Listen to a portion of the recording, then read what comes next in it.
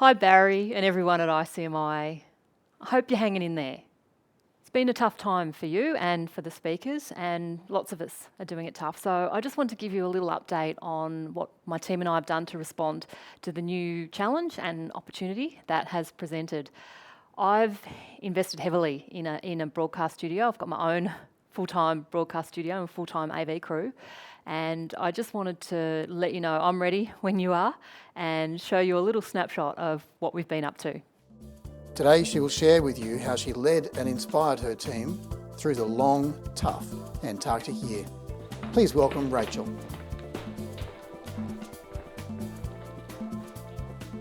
Hi, I'm going to get started straight away and jump in with Exhibit A.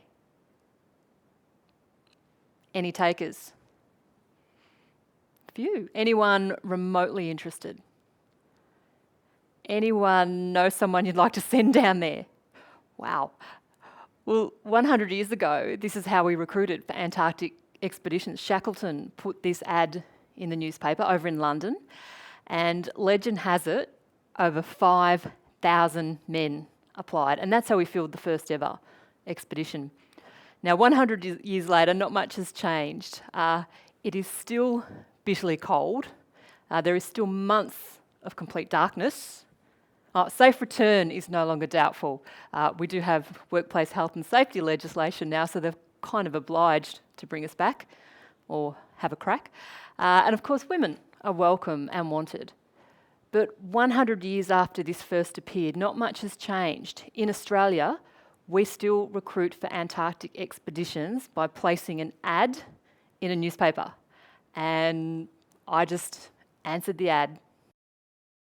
That's the opening couple of minutes from a typical keynote of mine. I have delivered that keynote over 1,500 times all around the world over the past 15 years. I work at a lot of conferences and events when people are looking for a speaker who can offer practical tools that are simple, easy to remember, and most importantly, they're proven. I've proven these tools. The keynote's memorable too because it's wrapped up in Antarctica, which is a fascinating workplace, and that's what it was.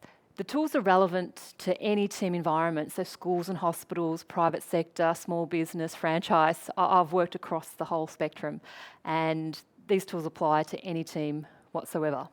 The keynote focuses on how I built a resilient and high-performing team during my expedition based on the mantra that respect trumps harmony, which that simply means we didn't have to love each other, we didn't even have to like each other, and we didn't, but we always had to treat each other with respect. And how I built respect in the team was by using 3 tools. The first one is no triangles, and no triangles simply means you don't speak to me about him. If someone has done something to upset you, you have the professional courtesy and respect to go direct to that person. You don't take it to a third party. The second tool I used was a thing called the Bacon Wars, and yes, it was actually a bacon war between 2 of the teams around whether the bacon should be soft or crispy.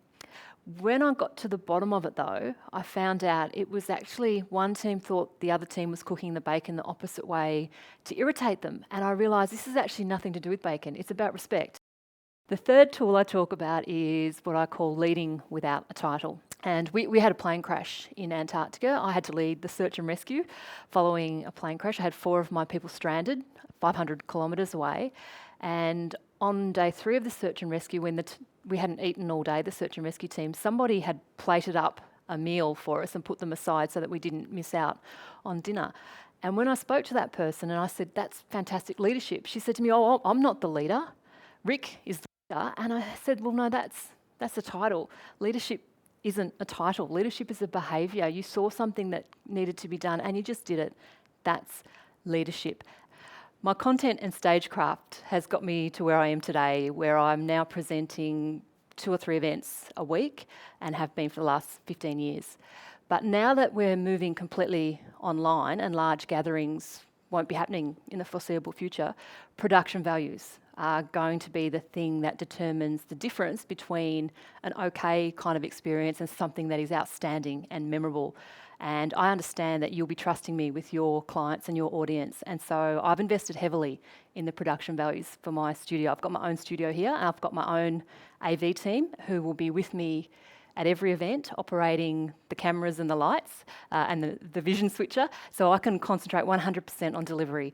We've redesigned the Keynote so that it is a lot more interactive. There's live polling, there's voting, there's Q&A, and we'll keep it really interactive. But it also has the fantastic photos and videos and all the stories of Antarctica that have made it memorable, and have people coming up to me 10 years later reminding me of an event I spoke at, and they still remember the Antarctica pictures.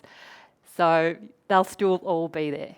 So that's just a bit of an update on where I'm at. Firstly, I just want to say thank you for all the support you guys have shown me over 15 years. You've trusted me with your clients and with your conferences, and I'm fully aware of that, and I'm really grateful for that trust.